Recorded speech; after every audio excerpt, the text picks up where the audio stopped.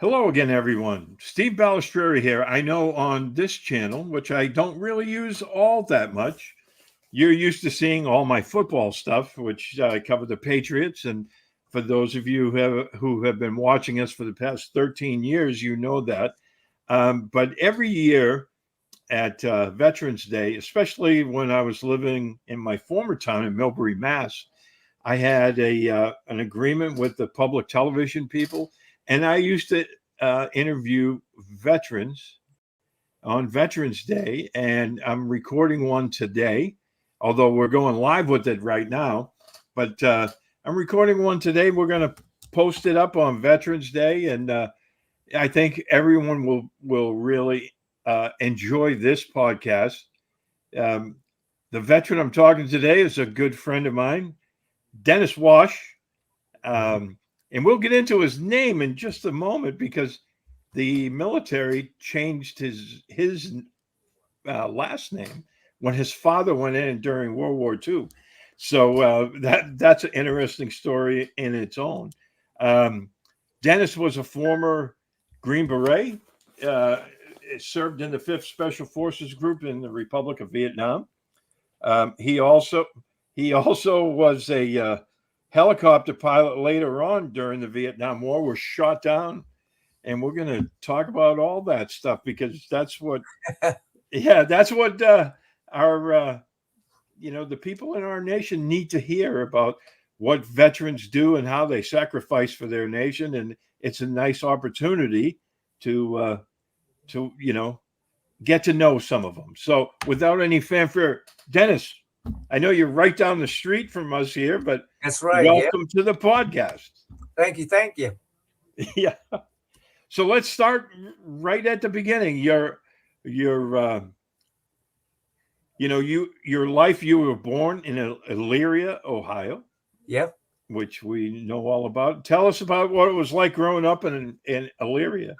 Elyria was it was kind of rough.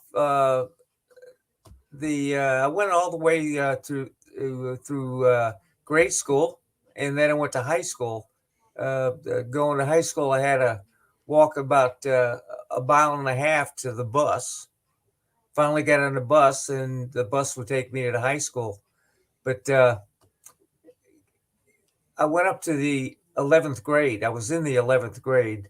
But getting back to my name, it uh, it used to when my dad went in the service in 43. Yeah, it was early 43. Uh, he the army made a mistake on his name. His last name was Vash, Vash, and he was Hungarian, and he didn't want to cause any trouble, but they made a mistake. Instead of Vash, it was Wash. So he went through the military. He was in the MPs, in the Army Air Corps. Uh, from there, he went. He was. He had one daughter born. I was born before her, but one daughter born, and she was in Savannah, Georgia. And from there, we went to back home in Elyria, and he had to get this driver's license. And when he went to get his driver's license, all he had was a 214. Yeah. And on that 214, it said Wash. And he says, change it to Vash because my name is Vash, Johnny Vash. He says, they said, we can't do that. You got to go with what you have on the 214. So dad accepted it, and, got a driver's license, came home, and his father found out. And his father was a true Hungarian. Uh, thought he was uh,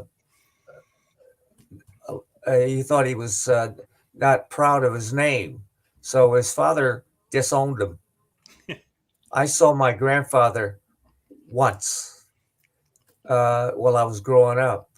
Uh, so I went to high school, and in high school, I went up the 11th grade through the 11th grade, and my mother and father were drinking quite a bit. They were alcoholics, and he was very abusive. There were 6 kids in our family, and he kicked me out of the house. He told me that he came home one night and he started to hit my mother. So I grabbed him. And when I grabbed him, he struck me a couple times, I think. And I don't know if I hit him or not. But he says, one man is going to be in this house, you or me. So I felt really offended. So I went over to my aunt's house. And that night, and before I went, I took my birth certificate, and this is 1959. Excuse me, 1958. And when I went I went down to the post office. That was the only place you could get a copy. So I got 3 copies of my birth certificate, and I picked the worst one. And I went down to the recruiter, and what happened was I altered my birth certificate. I took the 3rd copy, which was really a crappy one, and I went down to the Army recruiter, and I knew that I had to have my mother's signature or my father's signature on the application. So I had a buddy that had a blank copy. So I filled it out with my mother's name, and went down to the recruiter, and I gave all the documents, and he says, Mr. Wash, are you ready to go? I says, yes, sir. He says, well, get on this bus. It was like 15 minutes, and I was heading towards Cleveland to the induction center. So I went to, excuse me. I'll join you. I went to Cleveland, Ohio, and I spent the night there, and I got a physical, and there was a lot of Hungarians. In 1957, there was a Hungarian revolt, and they brought a lot of Hungarians in to the country, and they offered them citizenship if they would come to America, and they would give them not a green card, but they'd give them a citizenship. Well, they put them in places like Cleveland and Chicago and Pittsburgh, and there's a lot of Hungarians in my group. Well, I spent that first night down at a bar. They gave us a flying $5. It was a $5 bill, and what you could do, you could go down and get to the USO club or anything, because the next day you had an exam, and if you passed the exam, you could be going into the Army. So I stayed there with a whole bunch of Hungarians. I didn't know how to speak the language, and I went and had a good time with them with $5. The beer was only a quarter back then. And you could drink a lot of beer for $5. Yeah, you could. Yeah. And I was only 16. Mm-hmm. And so I went with them and had a good time. We went into the next day and took our tests and everything. And I passed it. And I sat down with the recruiter up there, and he says, well, you're going to basic training, Fort Knox, Kentucky. Been there? Yeah, it's a great place. So they took a train ride to Fort Knox, and the next 3 months, I believe, we had basic training and everything. And now, how different was basic training in those days compared to like what they do in the modern military? I imagine it's very different. I remember I had a problem because I couldn't speak Hungarian. Mostly they were Hungarians in that unit, and nobody knew I couldn't speak Hungarian, even though I was Hungarian. My father never taught me Hungarian. Uh, so I had a problem. It was, they even had the cadre were Hungarians. And I remember I was there about 2 days, and I went up to the first sergeant and I says, First Sergeant, I introduced myself and I says, I can't speak Hungarian. Everybody speaks Hungarian in my platoon.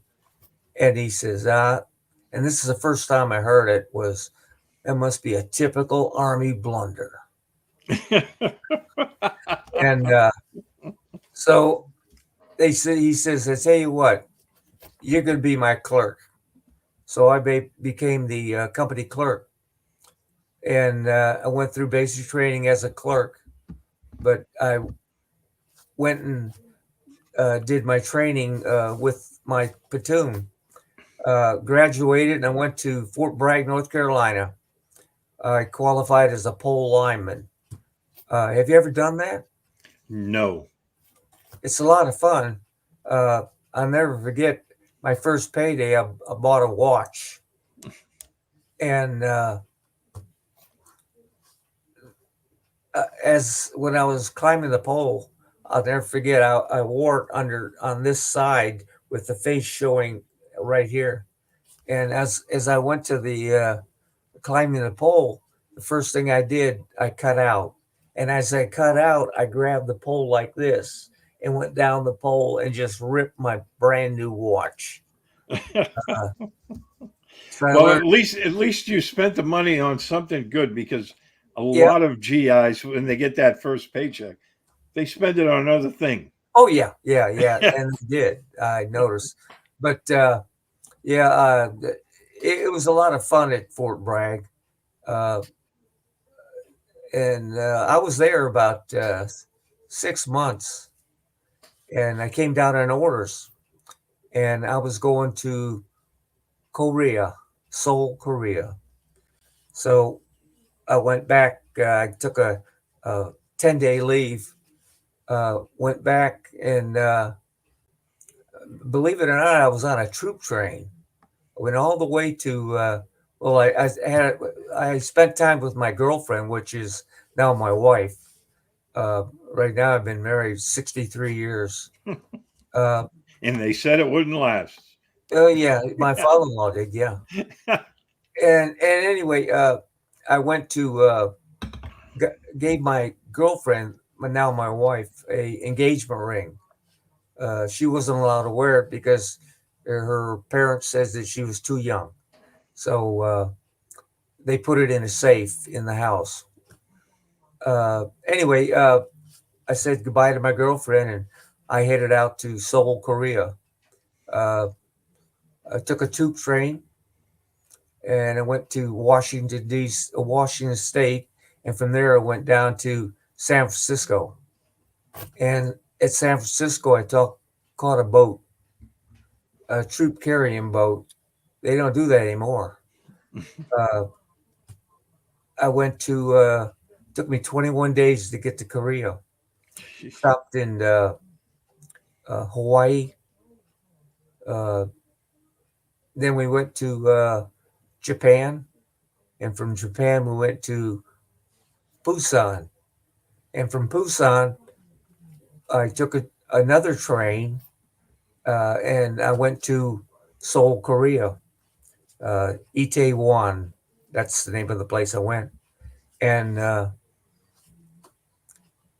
went and thought I'd be in communications, but they didn't put me in communications. They put me in the motor pool, and I was working as a mechanic. And I kept telling them I'm a pole lineman, and so I went to work as a mechanic, and that was interesting. I enjoyed doing that, working with vehicles and everything, and spent my time there 13 months. And Well, I know there's another story about Korea. what was that The NCO club, at the NCO club? the fire, The what? the fire. Oh, yeah.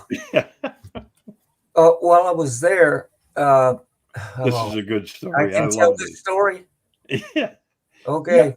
Uh, while I was there, I made E4, and I volunteered for uh, a Herman Nelson operator, and everybody was in Quonset huts. They were round vehicles like this, uh, and they made uh, one Quonset hut into a movie theater, Oh, movie theater. and which was really nice. And they had these really nice seats. Uh, they were stateside seats, really nice. And I went to Quonset. I went to Herman Nelson School, and my first job was uh, making sure that the uh, gasoline was in uh, the Herman Nelson to heat the theater. And it was an easy job, and I was getting something like, it was like $2 an hour, and I was making some extra money, and so I'd go over there and I'd check it, and during the emission, and what I do is that it was low on fuel. I shut the engine off and wait about 3 or 4 minutes, and then put the gasoline into the top of uh, The the burner. Yeah. engine.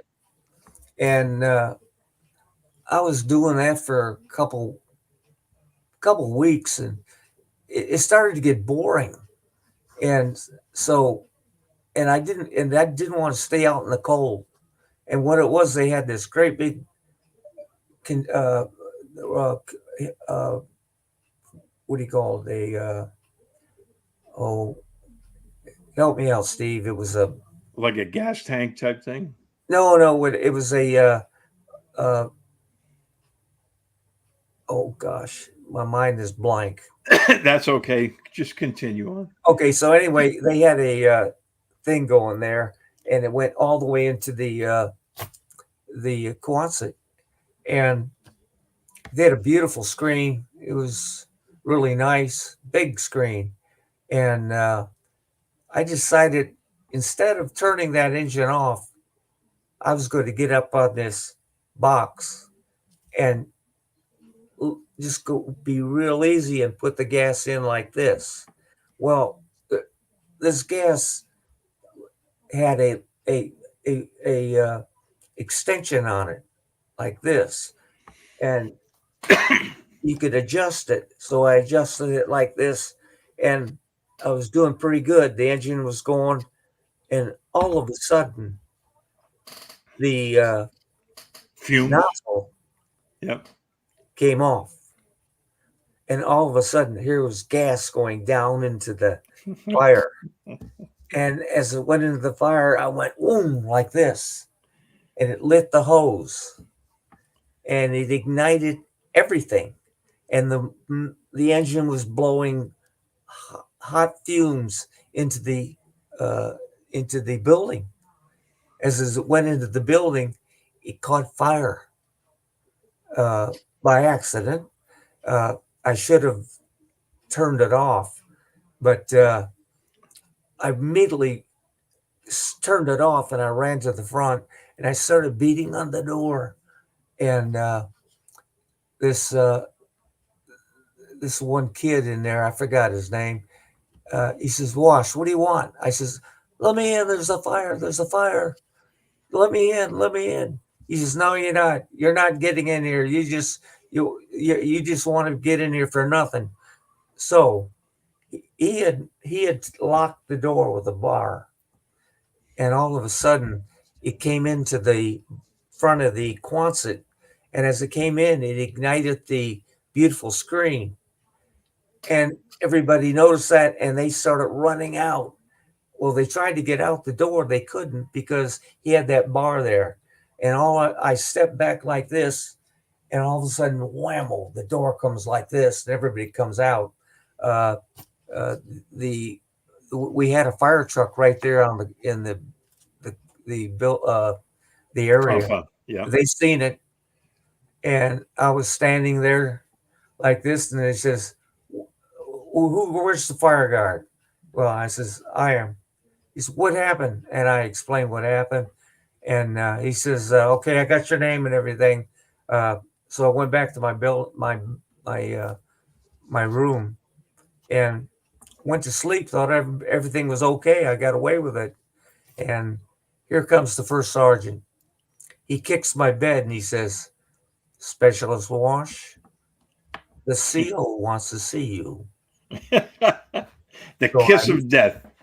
I immediately got into my uniform and reported to the CO, and immediately I got a Article 15 uh, for burning down the Quonset. Well, I went back to my room and everything, and uh, I also was busted down to PFC.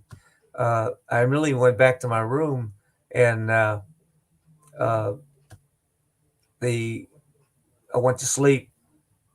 Next morning, I get up and early in the morning for PT, and he says, "Private Wash, the battalion commander wants to see you ASAP." So I got dressed and went up there and reported to the battalion commander, and uh, the battalion commander says, "Private Wash, do you realize what the hell you did?" I said, "Yes, sir. I shouldn't have done it that way. Uh, you burnt my theater down. I got those seats right from the States. They were special seats." He says, "You're going to be court-martialed. You're going to be kicked out of the Army." I said, "Yes, sir." I was kind of scared. Uh, but all of a sudden, the XO comes in and says, "Sir, you can't do anything. The company commander gave me an Article 15. "Oh, get the hell out of here, Wash." So I got out of there, and I was saved by my company commander for giving me a Article 15. Hey, now I want to switch gears here. Yeah, After your tour in Korea was over, this is something you and I actually have never discussed. How did yeah. you volunteer to go to Special Forces? Well, yeah, what happened was Special Forces was just coming out. I was at Fort Bragg, North Carolina. I had gotten married in '61, uh, and we had not gotten the Green Beret. All you wore was a field cap. And in '62, I decided to reenlist. When I reenlisted, went down there for application and everything. Uh, they found out that I fraudulently came in, and I had to go in front of a Chapter 14 board for elimination. Uh, I went in there and I told the the colonel that was the major that was there uh, why when he asked me why I came into the service like that. My platoon sergeant was right over there on the right or on the left, and he says, "Sir, can I say something?" He says, "Go ahead, Sarge." He says, "Every time I told Corporal Wash to do something, he did it, and I think he should stay in the Army." Well, with that, the major just hit the mallet. Bam! I was retained. Uh, so I went back and I applied for 6 years. I wanted to go airborne, special forces, uh, communications. So I got my $622, put a down payment on uh, a Ford, uh, not an Escort, but a Falcon. Ford So Falcon. Yeah. yeah, so Yeah. I I gave it to my wife, and she stayed right there at Fort Bragg because that's where the special forces were. And I went down to Fort Benning, Georgia, went to jump school, graduated, and went back to Fort Bragg. When I went to Fort Bragg, I reported into the training group, and yeah, I got camo. I was a camo man, and I went to camo school at Fort Bragg. And that time it was International Morse Code. Right. The I went through that, and in '62, JFK came down to Fort Bragg and gave the Green Beret Yep. to the General Yarborough. Yarborough. Uh, and I was there, went to a unit. I was in the 3rd Special Forces at Fort Bragg, uh, and I got into a team.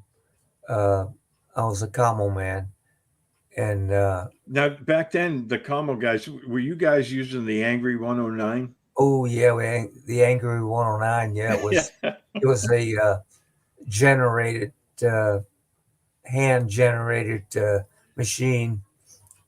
They There's 3 parts to it: the the generator, the receiver, and transmitter. And you had to do your own line for communications, and there was different ways you could do it. Uh, anyway, I was getting really good at it, and I really enjoyed the team. Uh, so, well, I was there about 4 months, and here we got the notification that we were going to a place called Korea. This is in '63.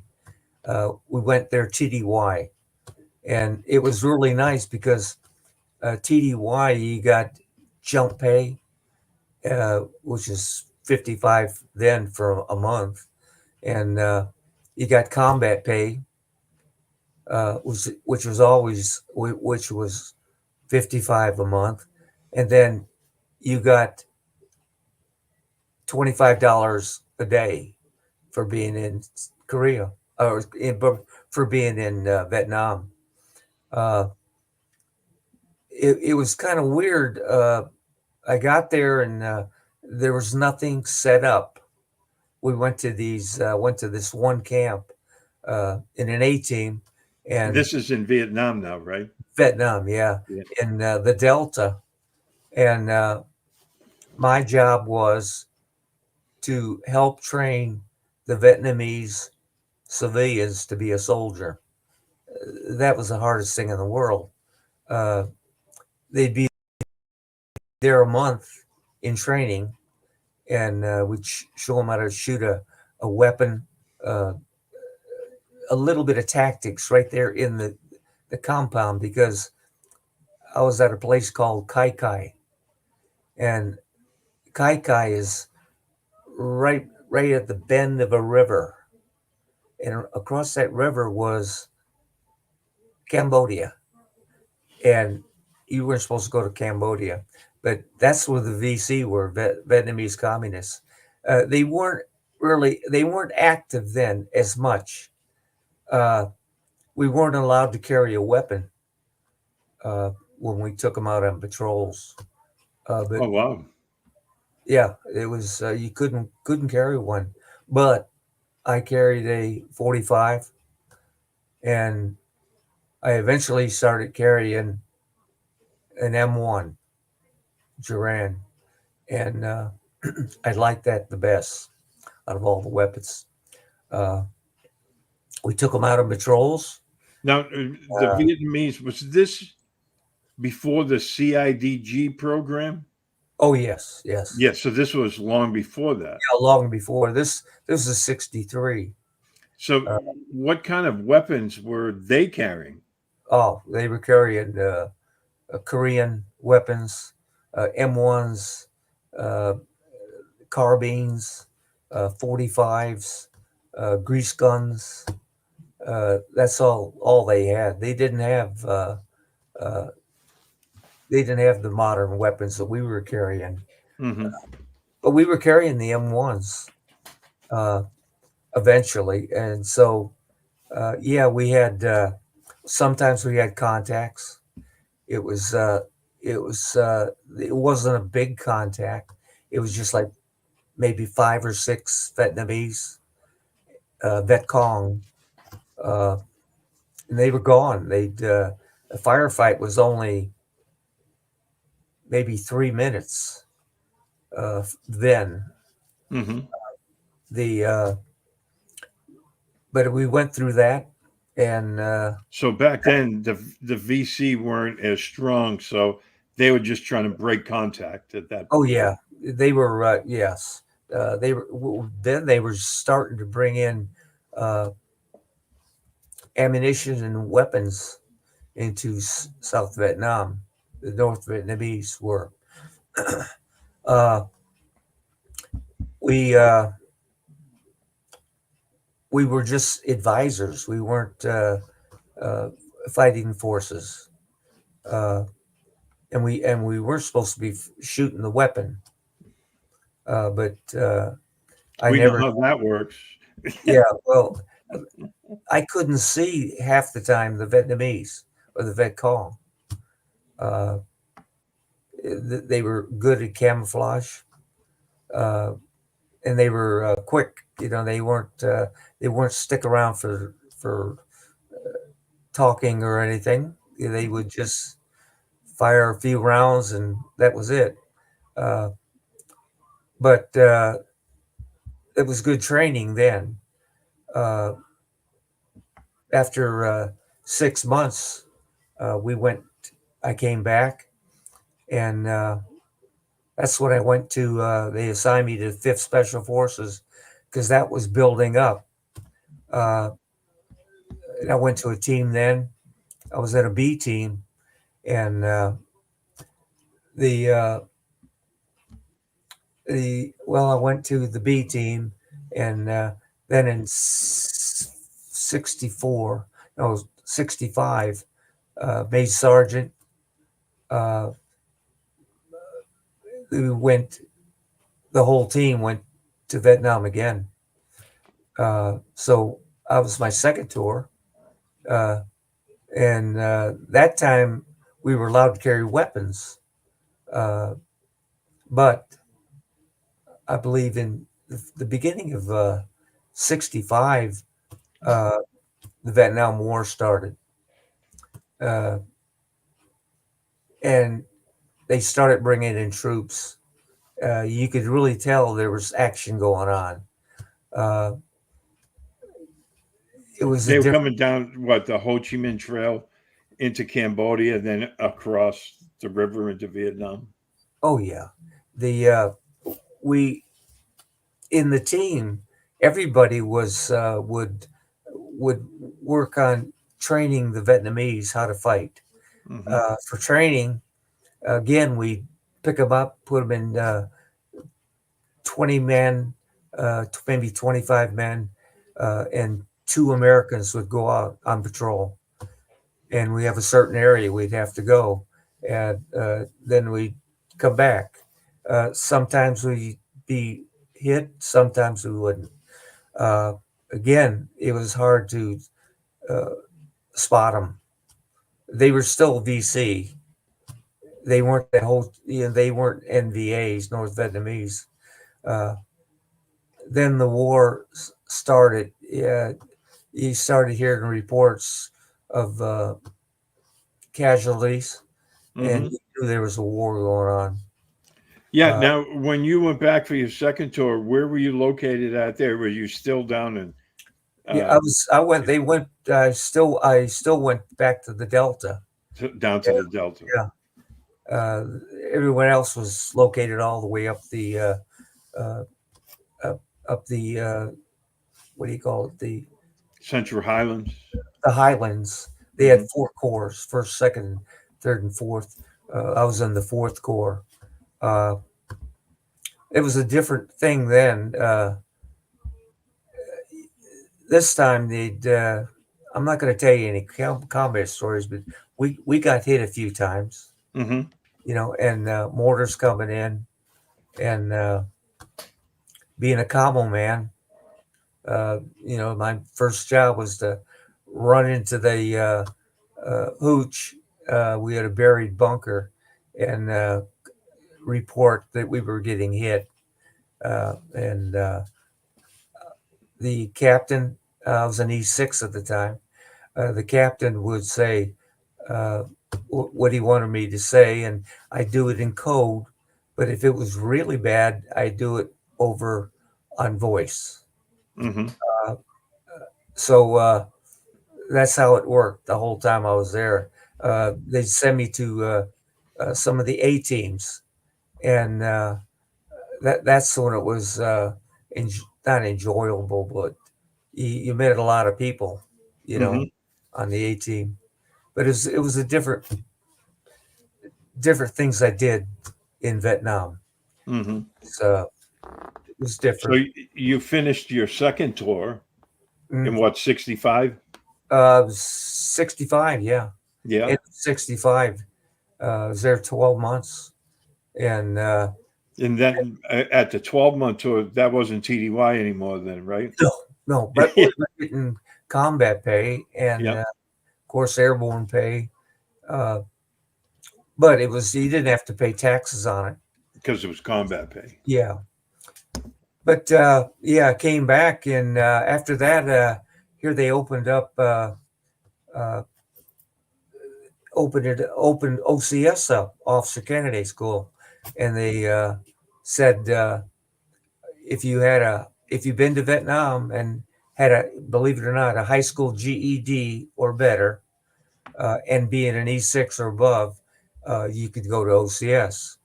So I applied for it. I went to apply, took the test, passed it, and went down to Fort Benning to an infantry, and I became an infantry officer, a second lieutenant. I had 126 guys in our class, and 110 of them went to Vietnam. Wow. They shipped the whole class. I don't know, lucky, but they sent me to Germany as a second lieutenant. So I went to Germany. My wife and I, and my wife was pregnant. No, we had our daughter first, and we took her, and my wife was pregnant, and with Ricky. With Ricky, yeah. Yeah. So we went to Germany, and that was nice. You know, the war was still going on. Rank was really fast. I made captain in 3 years. Really fast. And here I found out after 3 years that I came up on orders. I was going back to Vietnam, to the 173rd Airborne. And I really didn't want to go, but I had to go because, you know, I was in the Army. I was talking to my my colonel, and my colonel says, you know, you ought to apply for flight school. I says, I don't have any college. All I had was got to the 11th grade, and I took my GED test. He says, let me talk to somebody. So I went to he went to the phone, and the next day he came up and he says, I just got a waiver for your education. You're going to flight school. I said, oh, no kidding. He says, yeah, you're going to flight school. So I got a flight school date of 69. 60, yes. No, yes, 69. And I went to flight school and went and flew Hueys. Mhm. Eventually, they put you in a small aircraft and uh, train you, and then put you in a Huey, and they gave you, I believe it, I think it was 300, no, 150 hours of flight training. Uh, And that was down in L.A., right? Lower Alabama. uh, no, it wasn't. It was Oh, I went to Savannah, Georgia. oh, that's much nicer. Oh yeah, it was really nice. And the reason I went because I was already a captain, Mm. and most of the guys went to uh, Fort Fort Rucker. Rucker. Yeah. So anyway, I went to Savannah, graduated, and I graduated, and I volunteered for OH-58 Jet Ranger. Hmm. So volunteered to that, and all of a sudden I found out I got orders, and I says and the OH-58 just came out. It was a observation helicopter, 5,000 feet. You observe what was going on, and then take the colonel back. Uh, so I thought I was going over there as a OH-58 pilot, Jet Ranger. Uh, as I was walking by, uh, I, off as I was walking by, they sent us to Saigon. Uh, and as I was walking out of the aircraft, uh, this colonel see me and he says, Captain Wash, can I see you a minute? I says, yes, sir. He says, you just out of flight school? I says, yes, sir. He says, I got a job for you. It, I says, you do? He says, yeah, you're going to one of my assault helicopter companies. I says, oh, go right, sir. So I went reported down there, and they sent me to Benoit, 118th Assault Helicopter, and the first platoon, first platoon leader, uh, had taken the company commander's helicopter and flew up to, I believe it was 15,000 feet. And once you go past 12, you need oxygen. Well, he took it to 15 and then auto rotated all the way down. Uh, and he was reprimanded and he was sent to battalion. So he lost his slot as a platoon leader. So I walked in as a platoon leader. Oh, well. Uh, that was fun. Everybody was already in flying every single day, and uh, I was uh, I was trying to get adjusted. And there's this one captain says he was the second platoon leader. He taught me what was going on, and I used to fly. I'd go with the my platoon, and I had 13 ships, and the I had They were six. all Hueys. They were all Hueys, yeah, Yeah. and I had 62 either the warrant officers, second lieutenants, first lieutenants, uh, gunners, crew chiefs. It was a great experience for me. I really enjoyed what I was doing then. Uh, uh, I'd go out on these combat assaults, and I got shot down 3 times. Uh, the third time, uh, I got shot down, and uh, I was unconscious. Here I found out I broke my neck, Hmm. broke my back and screwed up my face a little bit. I was You 12. wouldn't know it now. Yeah, You handsome devil. yeah, I was 12 days unconscious. Mm. And from there, I went to, out of there, I went to convalesce 12 months at Fort Knox. And then from there, I went back to Fort Benning. Hmm. And Oh, before we get back to Benning, oh, yeah. yeah, I needed to ask you about Raquel Welch. Oh, yeah. You really want me to tell you the story? Okay, I'll tell you Well, these are good. This is good stuff.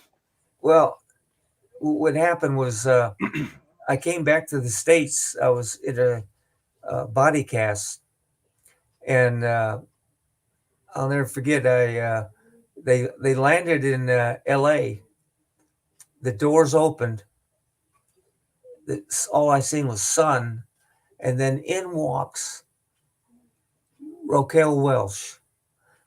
She says, "Dennis, you're going to be okay." It tapped me like this. I was in shock. She left. The doors closed because we refueled, and we were heading toward Fort Knox. And the airman came up, and I says, "How did she know my name?" She called me Dennis. And he says, "Captain Wash, your name was on the end of the bunk." And that blew my bubble right there. But yeah, she came in there, and I'm sure there was a bunch of photographers out there watching her, Mhm. and that's my story about Raquel. Well, see, she patted your hand, told you it was going to be all Oh, right. yeah, I believe she passed away. Yeah, yeah, Yeah, she too bad. has. Couldn't make it. Yeah, one of those things. But then, well, also when you woke up in the hospital after being unconscious, Yeah. Karen was supposed to meet you in Hawaii because you Oh, were yes, she due. was. Yes, she Yeah, was. you guys were due a R&R, right? Yes, at the time, I was supposed to call her, going back to Okinawa. They sent me to Oki. Uh, the As soon as you wake up, you're allowed one free phone call. So I says, I want to call my wife. So I called my wife, and at that time I was supposed to call her from Saigon or Benoit and tell her what flight I was coming in, and to go ahead and go to Hawaii, and I'll be there on such and such a date. But I got shut down. So I called her, and I says, "Honey," she says, "Where are you?" I says, "I hate to tell you, but I had a little problem." Uh, I didn't want to tell her I was shot down. Hmm. I says, "I had a little problem, but everything's okay." And she says, "Well, when do you want me to get on the plane?" I says, You can scratch that because uh, I'm coming home, I believe, after I get out of Oki." She says, "What are you doing in Oki?" She says, "Well, they sent me to Okinawa. Uh, I had a little injury on my back and everything, and but I'll be okay. But I can't. We can't go to Hawaii. I'm coming home." Well, my wife kind of, when I did meet her, it was great, and she always kind of threw up to me. Uh, we were supposed to go to Hawaii, but I screwed her out of Hawaii. So when my wife and I, after I got out of the service, uh, 79, I went to uh, I went to Fort Benning. That's where I retired, and I went to uh, civil service. In civil service, I worked for a uh, uh, computer uh, computer gamer, Yeah. and I don't know why they don't answer the phone. But I was a computer gamer at Fort Benning, and I was there for 10 years, and they had a reduction in force with civil service. So last hired, first fired. They sent me down to. Can I tell you this story? Keep going. Okay, Yeah. they sent me down to the personnel, and they says, "Okay, here's your wish list. Uh, you can try. We can go ahead and offer you uh, nothing in Georgia, but we can offer you something in Alabama, Florida, or Virginia." That was the places that were open that needed personnel. There was over 2,000 that got rifted, uh, and I was so mad because I did get rifted. My wish list was I had just come back from Disney with my kids, and I put down there uh, Orlando, Florida. That's where Disney was. And anything and I told them what my was qualifications. I used to be a company commander. Uh, I gave a little bit of my military, and I says I used to be a helicopter pilot, uh, Vietnam. So it came back, and here they needed somebody as a data manager in Orlando, uh, and I applied, and somehow I got it. Out of 2,500 people, there was about 30 of us that got placed other places. But I was lucky. I got Orlando, Florida. So we went to Orlando, uh, my wife and I. The kids were growing up. Uh, Ricky was in college at Auburn. And so I went down there and stayed there 10 years. And That what, was what, 99 at that time? yeah, Yeah. 99. Yeah. And And then, I yeah, had 20 years. So I retired from civil service. Uh, and we took care of my mother in law and father in law. Uh, they passed away, and I took over the house, remodeled it, had a house in Orlando, sold it. And I took my wife in 2000 on a cruise. And it wasn't to Hawaii, but uh, we eventually went to Hawaii. We had 62 cruises. wow. Yeah, from 2000. We're supposed to have one in uh, sometime after the first of the year, but I don't know if we're going to get it or not. But I went to Hawaii 2 times, and I paid her back. Well, there you go. Hey, I wanted to ask you, Yeah, in your SF career, what was probably your best memory of being in Special Forces? best memories. Uh, Vietnam. Hmm. Uh, And the probably the worst in Vietnam too, right? it was, yeah. Yeah. I we A lot of guys came back screwed up. Hmm. I think I came back a little bit screwed up. I had post traumatic stress, but I didn't want to tell anybody because if I did tell anybody, uh, they would send me over to the dispensary, and I'd get in a quarter ton, 3/4 ton, and head over towards uh, the hospital, and they'd evaluate you. And 9 times out of 10, they'd kick you out of the service. Hmm. They'd give you like a 20% or maybe 30% disability. and I didn't want to do that.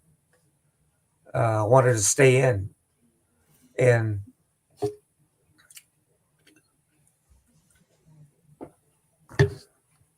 excuse me, I never did tell my. I didn't tell anybody. Hmm. Uh, if it hadn't been for my wife, she helped me through it. I had a lot of nightmares and stuff like that, but I got through it. Uh, I didn't want to get kicked out. That's why I did that. Excuse me. But yeah, I remember Vietnam. Uh, And that's you spoke the language pretty well. yeah, I did. I went to before I went over. They sent the whole team. Half of them went to uh, what was that?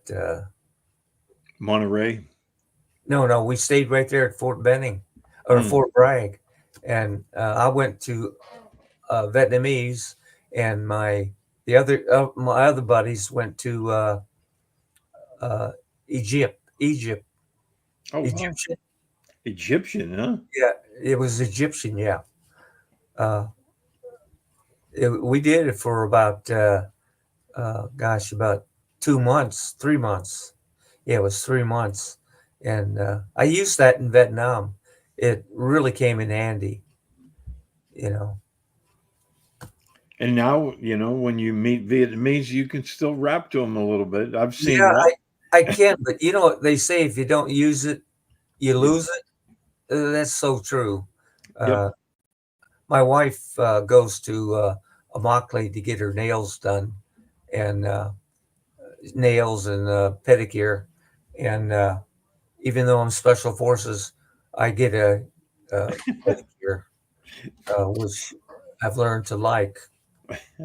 Uh, but yeah, there's Vietnamese girls there, and they go in there and say "Chào bao man rồi," uh, and then sometimes I'll say something and it's wrong. Yeah. They'll correct me. That's all Yeah, right. that's a lot of fun. Yeah.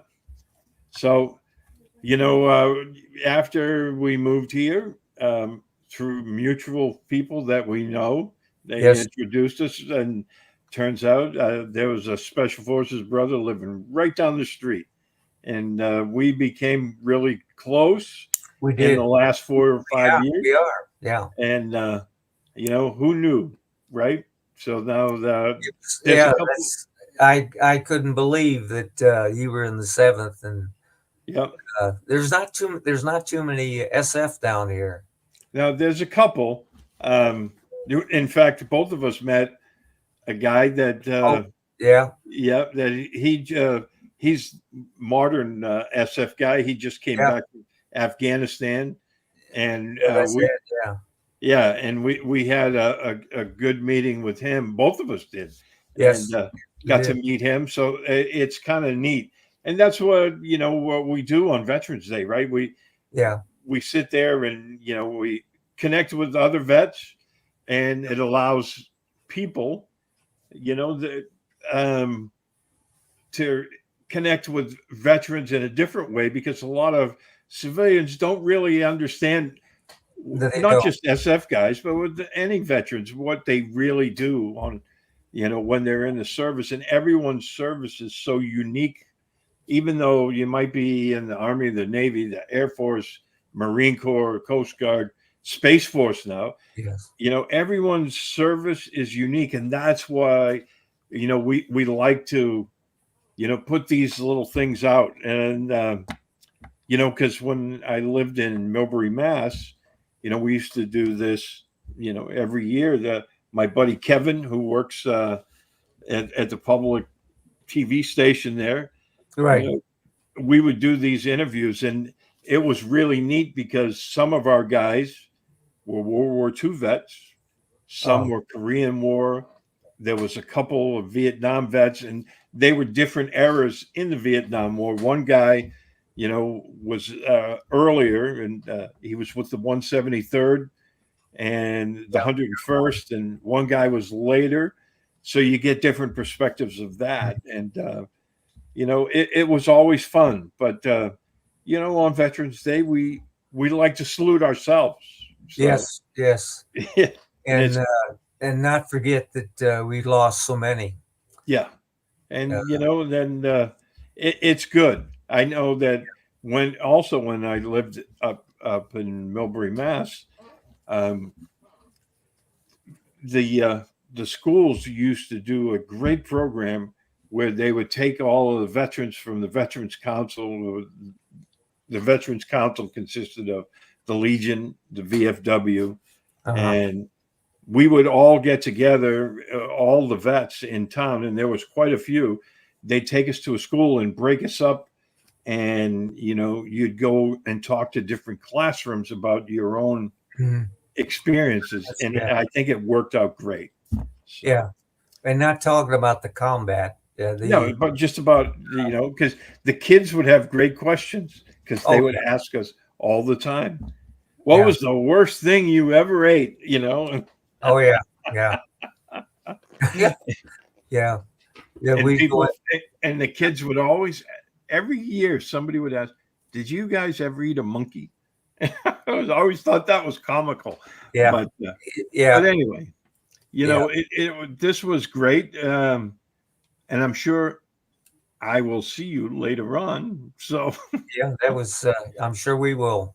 yeah, because over at the American Legion tonight, they Yes, have hamburger night, and that's something that's we yeah. attend every Tonight week. is hamburger night. Yeah, Yeah, so we're looking forward to that, and I want to everyone who is out there, I want to wish them, you know, be safe, be happy, and happy Veterans Day to all the vets out there, and happy Veterans Day to you too, my brother.